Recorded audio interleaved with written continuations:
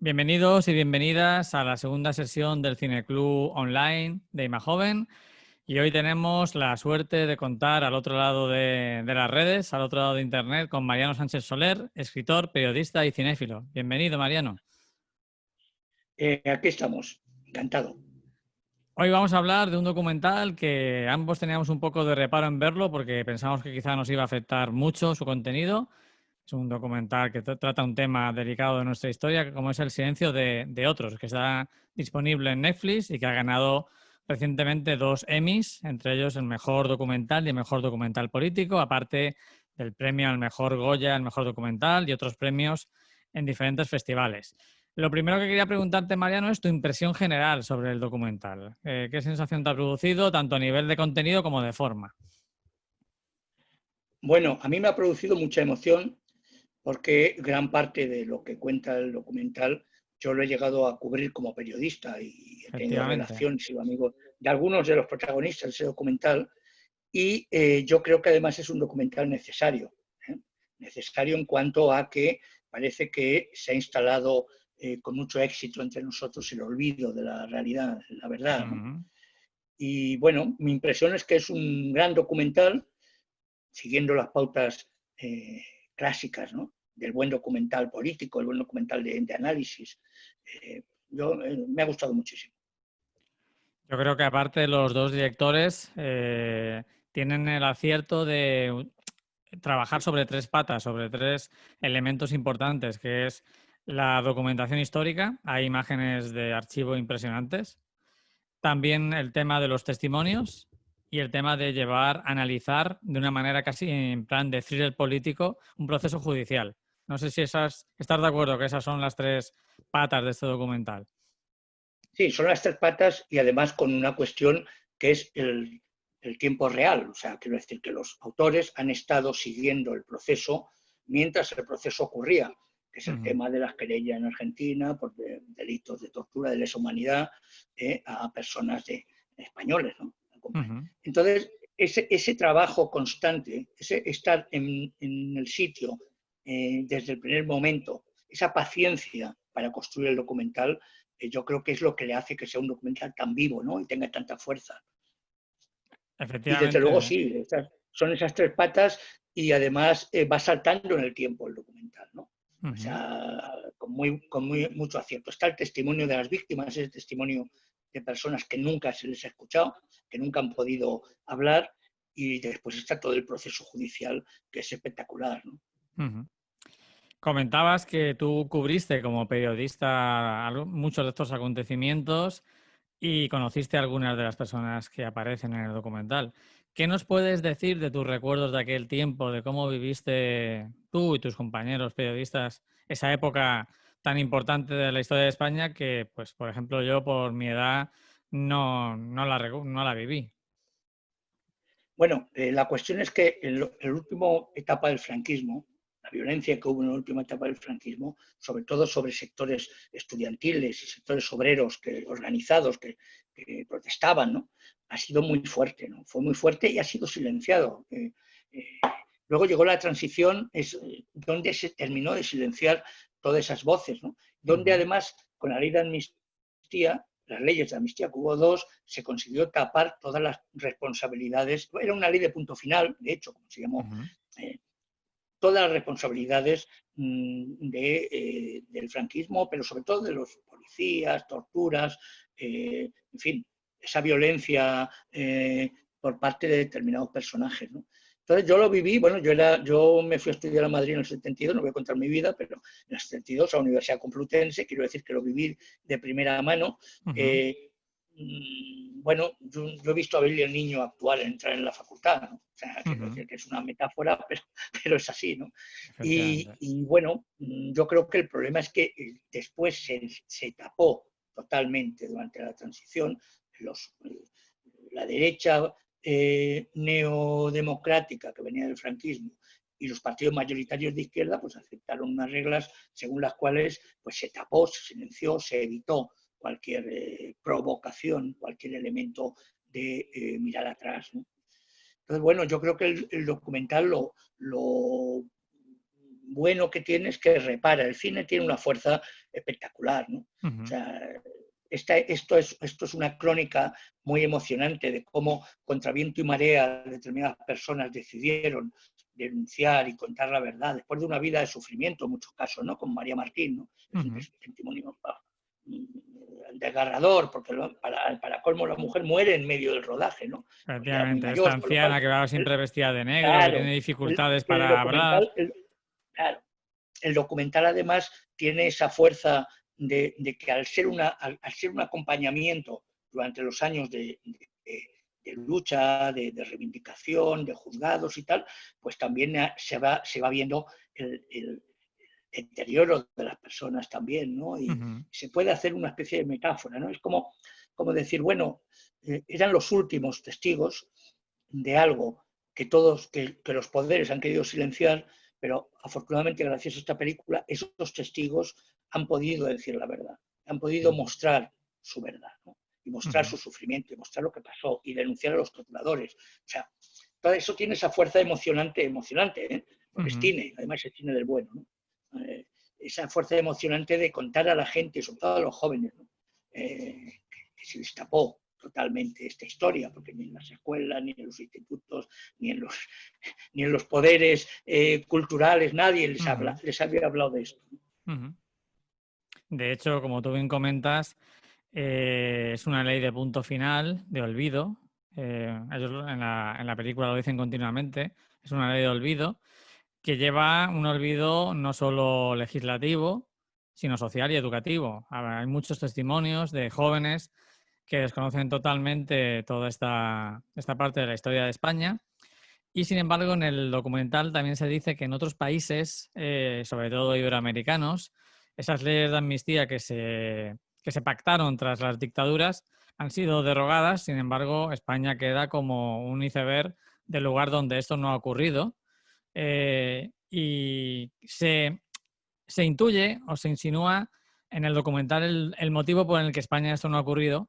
Se muestra que quizá en esos países iberoamericanos esas dictaduras estaban sostenidas solo por unas élites muy poderosas pero pequeñas, mientras que en España el apoyo a la dictadura fue mayor durante y después. ¿Crees que es un poco lo que sugiere el documental? Bueno, yo creo que sugiere eso y sugiere más cosas en ese aspecto, ¿no?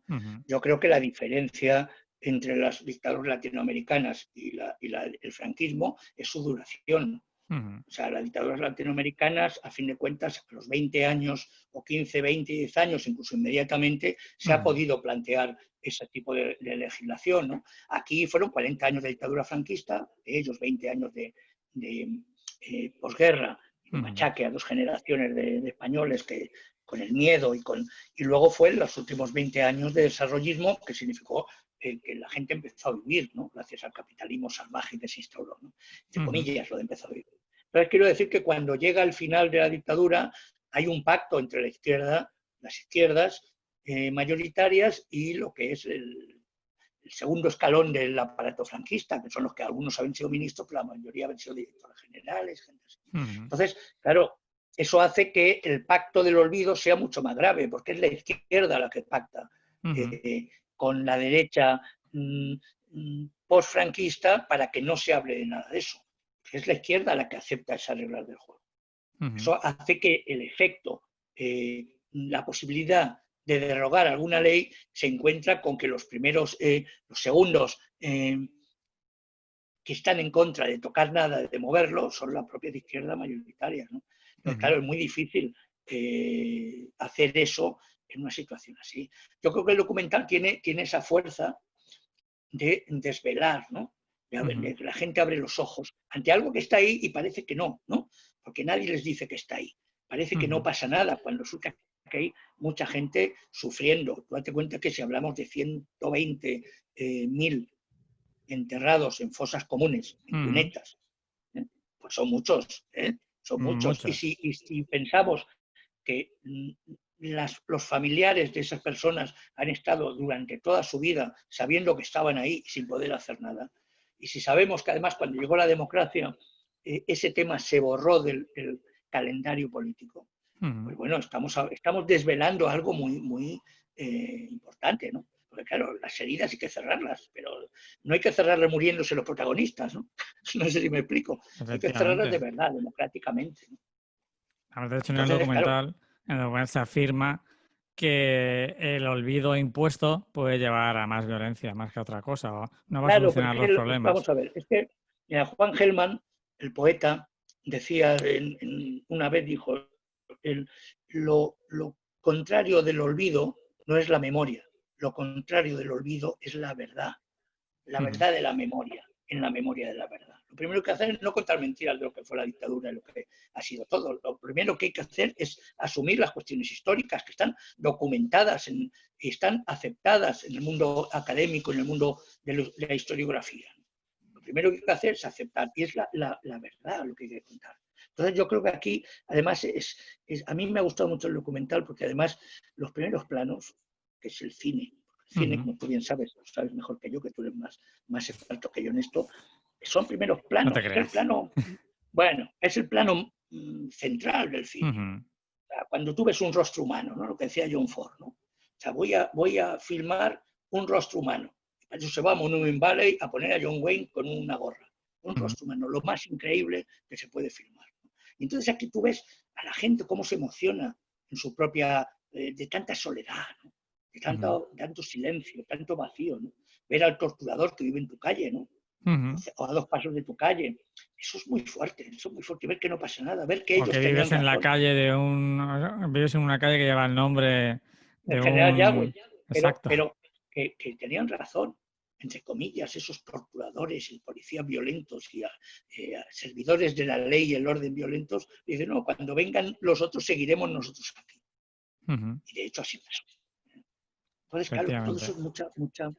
es muy duro. Entonces la película para mí lo que tiene, claro, la verdad es que me parece un gran documental, está escrita con el lenguaje del documental, ¿no? Los Ujú. testimonios, pero más o menos las imágenes directas, mucho plano de detalle para ver cómo la ciudad y cómo el mundo gira y sigue circulando y le da lo mismo todas estas cosas, ¿no?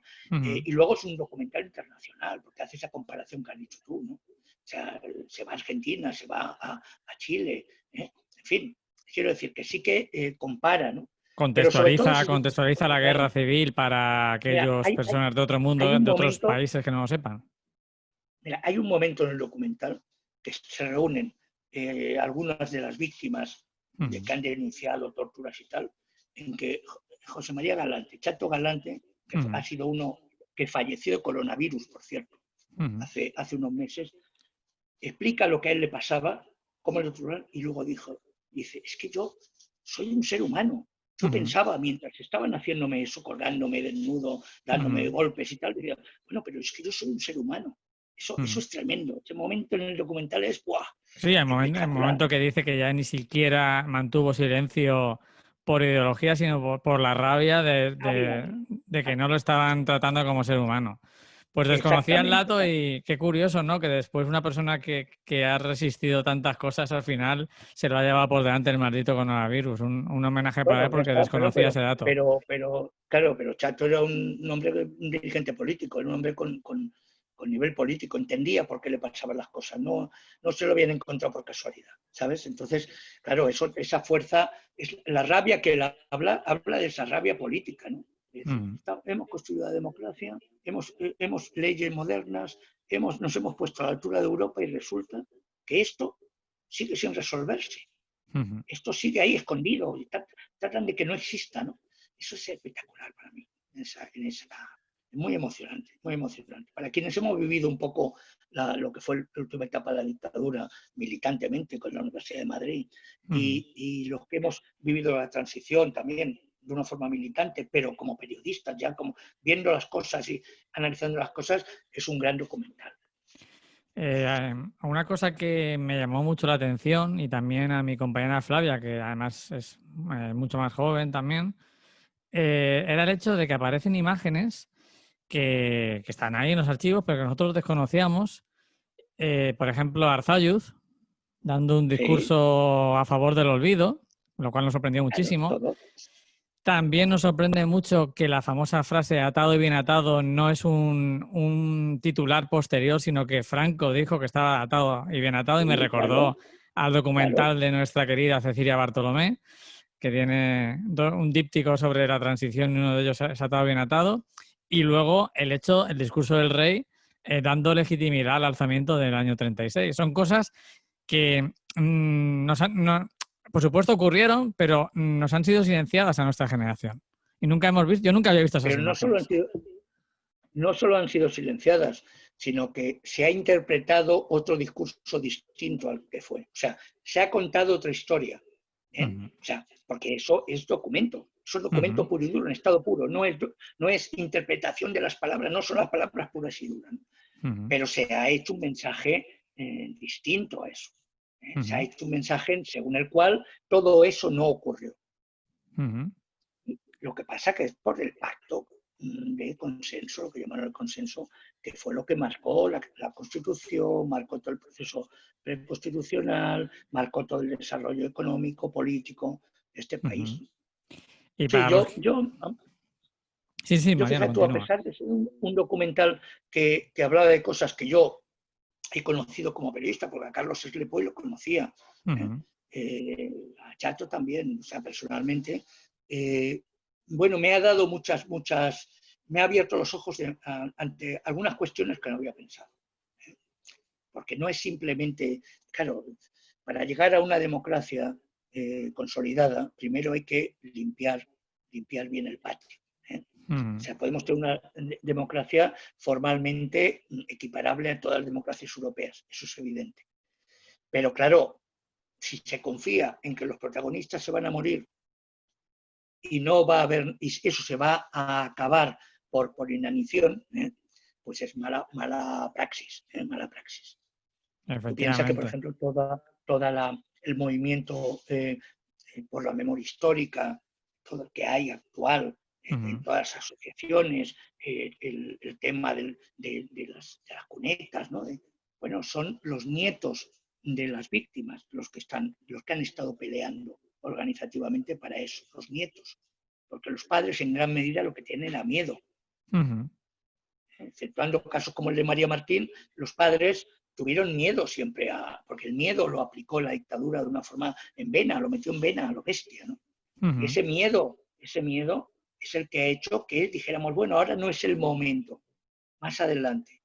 Cuando ganemos nosotros lo haremos, luego no lo hacen. Ahora no es el momento, hay que esperar.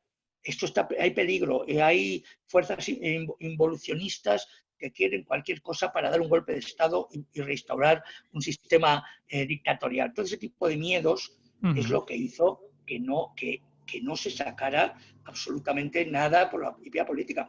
Has citado el documental de Cecilia Bartolomé.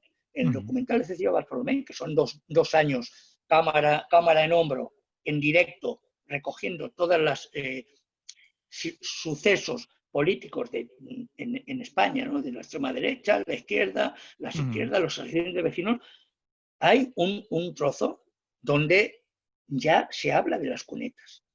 Hay un trozo, un apartado del documental donde ellos cubren cómo personas de Andalucía van a las carreteras, a las cunetas carreteras, para sacar los restos de sus familiares que estaban enterrados ahí después de haber sido asesinados a tiros, ¿no?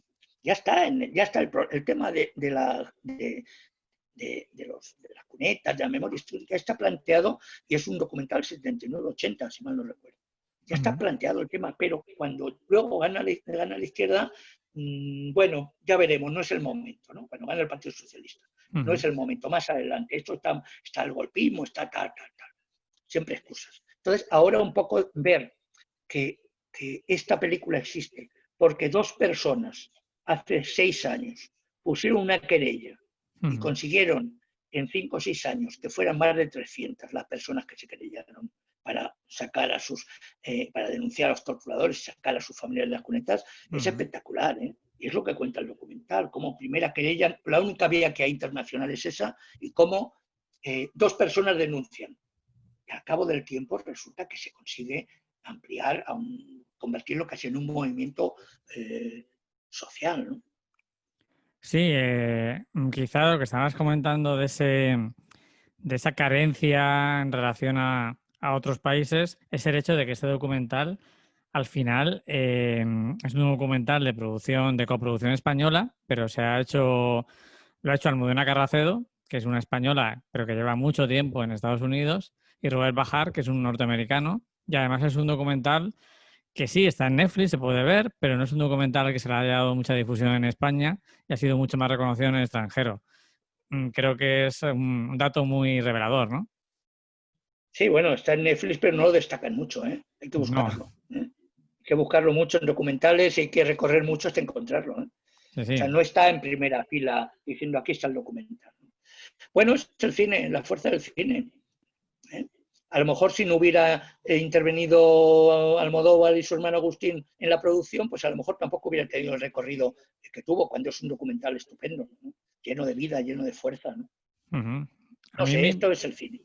a mí me impresiona, hay varios momentos que me impresionan, pues has citado cuando empiezan a contar lo que vivieron ahí en la delegación de la policía, esta mujer que se arrepiente un poco de no haber hecho más, intentar ella misma olvidar sus circunstancias, y me gustó mucho la conversación de los familiares de María Martín, donde la hija Sí, se posiciona como alguien que quiere luchar por el tema y el hijo plantea más el tema de, bueno, al final un país se define por lo bueno y lo malo, no hay que mover viejas heridas. Se insiste mucho en en ese mantra de que la memoria histórica solo va a traer peores consecuencias que ventajas o cosas buenas para el país. Y de eso se habla mucho hombre, en todo el documental.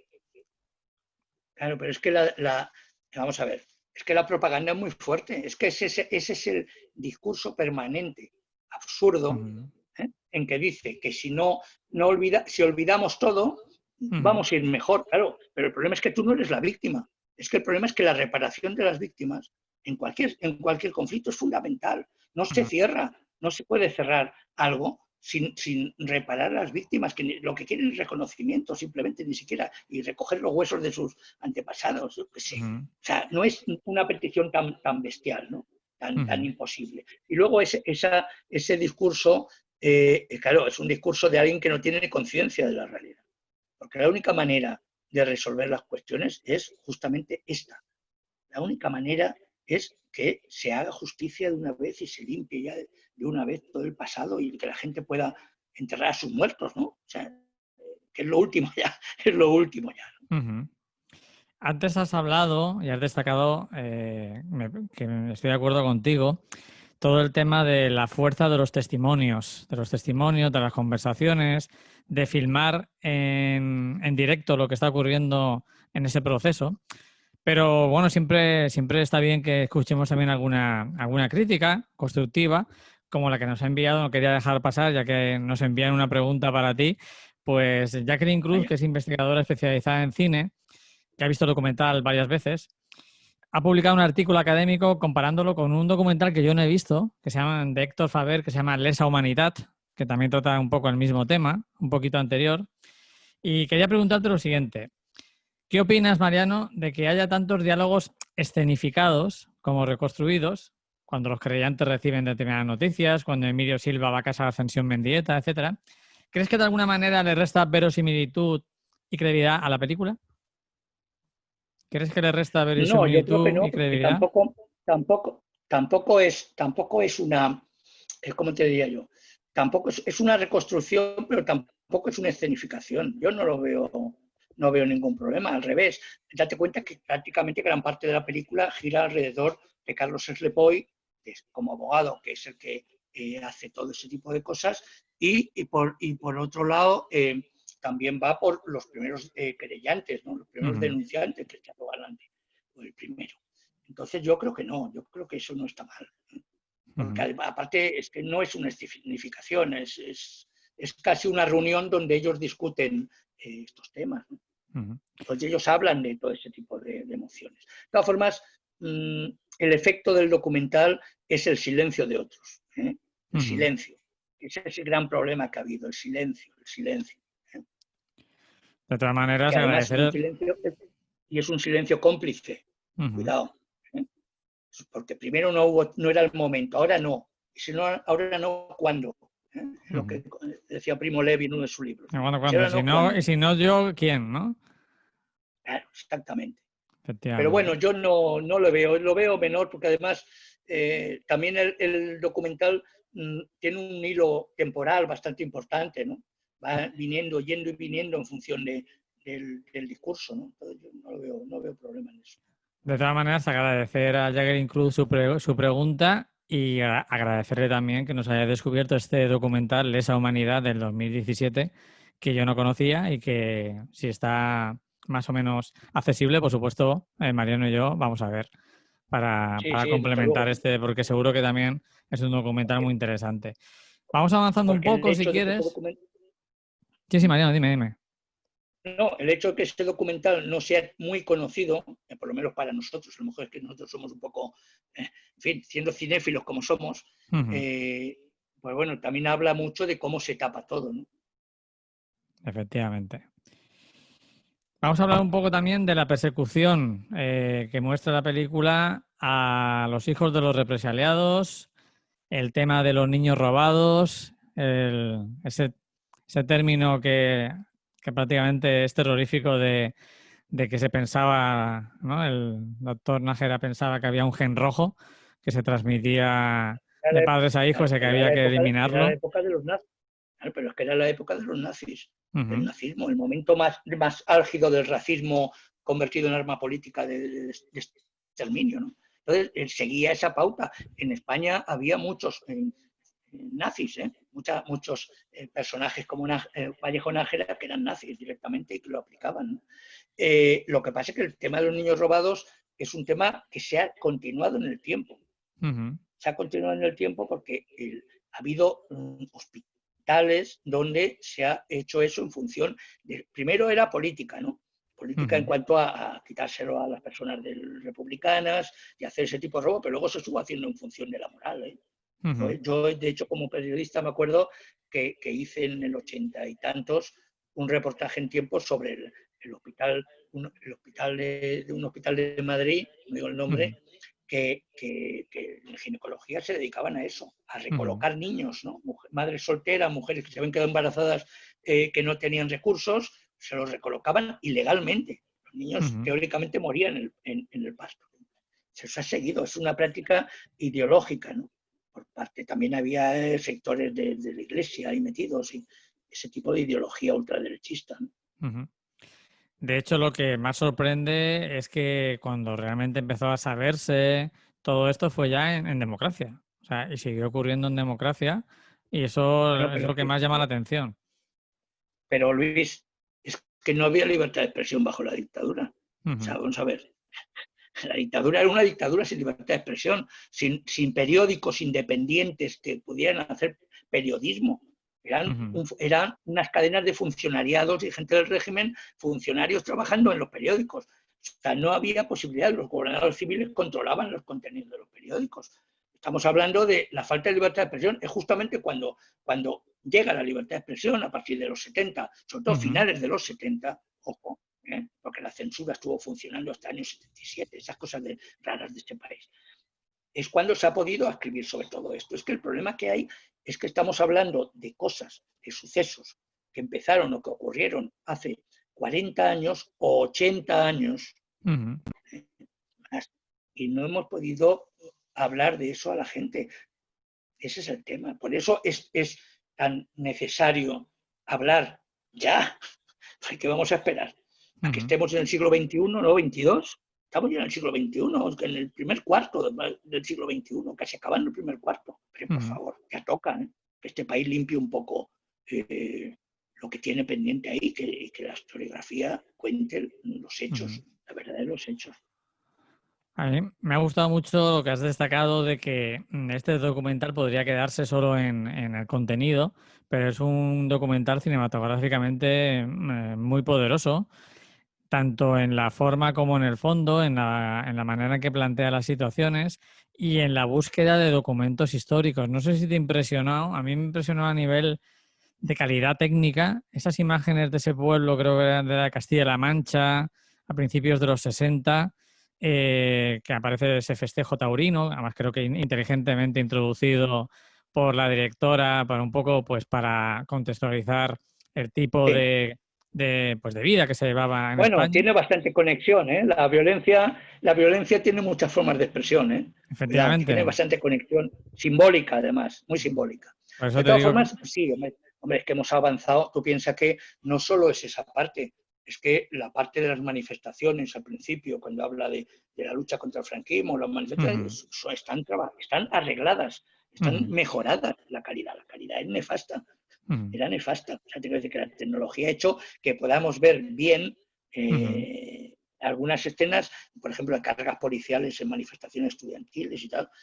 Yo algunas de esas imágenes ya las había visto, pero no se había visto con esta calidad tan increíble, ¿no? Que la hace que nosotros que estamos ya donde estamos en cuanto a tecnología cinematográfica, pues la veamos no como algo del pasado muy antiguo, ¿no? O sea, eso pasó en la Edad Media, ¿no? Sino que lo veamos como algo actual.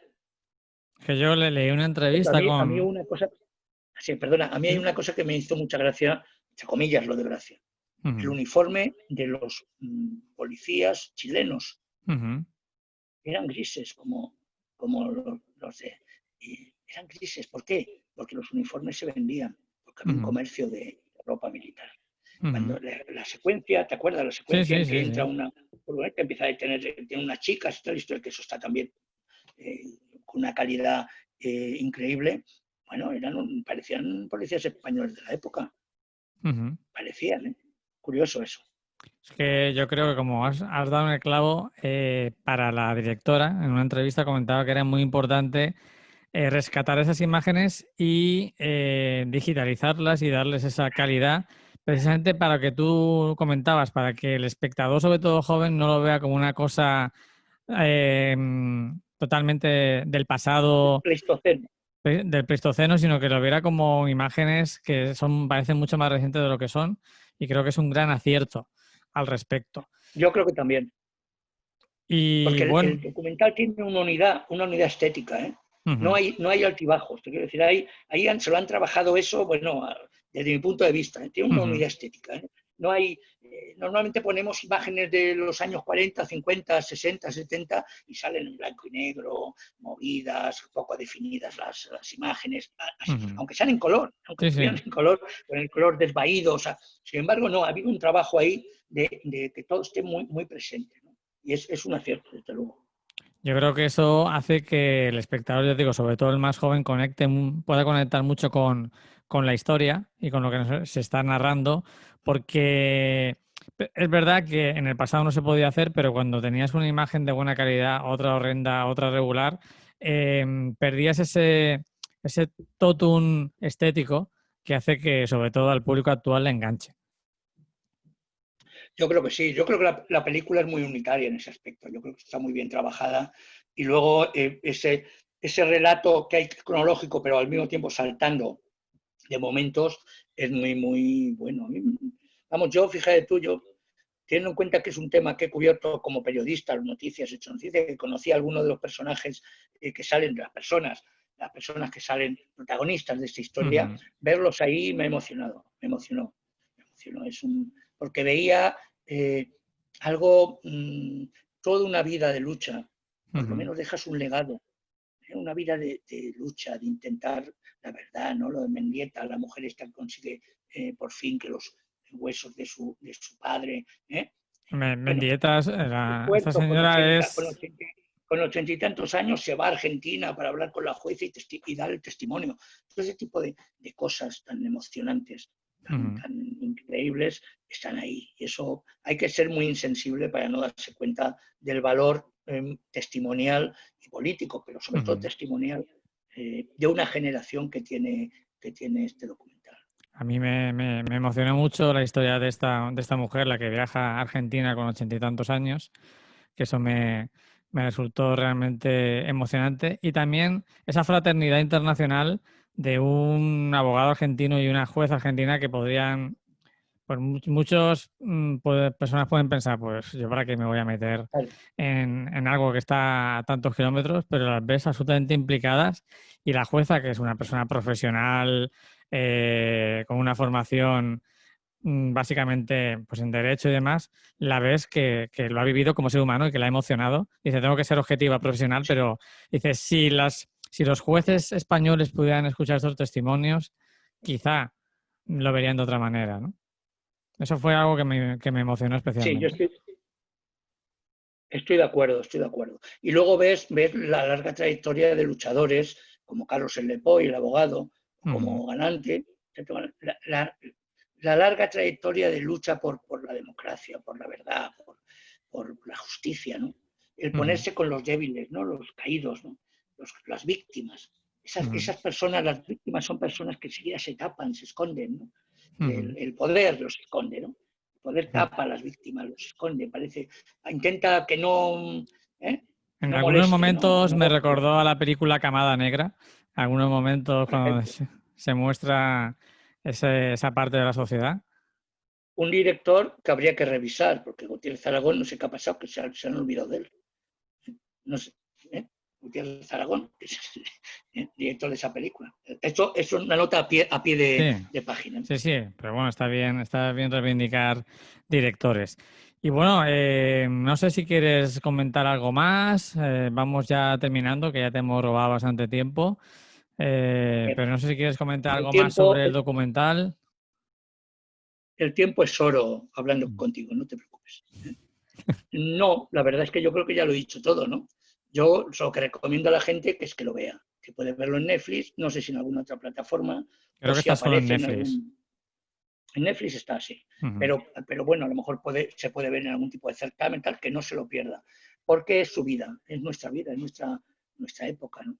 Nos están contando una parte oculta, ¿no? Una parte que han tapado, que no ha interesado a los poderes públicos, políticos, que se hable de eso. Y es un muy buen documental, muy bien. Y a mí ya te digo, a mí te he dicho antes, a mí los primeros planos Ujú. son emocionantes, son emocionantes. Como hemos hablado mucho de pasado, hablar un poquito de futuro, tal y como está la situación del mundo y la situación de nuestro país, y parafraseando a la gran María Martín, ¿crees que esto solo se repondrá del todo cuando las ranas críen pelo? Bueno, yo no sé lo de las ranas, pero bueno, ya veremos, ¿eh? Ya Los que han veremos. visto el O cuando documental los saben a qué pájaros nos mamen. referimos. Ya. O cuando los pájaros mamen, nunca se sabe. Ujú, Pero bueno, no lo sé. No lo sé. Yo lo que creo que lo primero es saber la verdad. Lo primero es mirar la verdad, esa verdad incómoda, ¿no? ujú. Lo primero es ver los testimonios de los que no han podido hablar. Lo primero, individual, es una cuestión ética de cada uno, ¿no?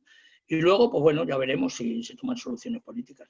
Pero yo ahora en estos momentos de confusión, donde hay un partido que está contando mentiras a lo bestia, eh, sobre todo este periodo, sobre toda esta etapa, y con una violencia verbal y política que yo inesperada, que yo no creía que iba a ser así, pues es un buen momento para ver documentales como este y para interesarse por la historia, nuestra historia.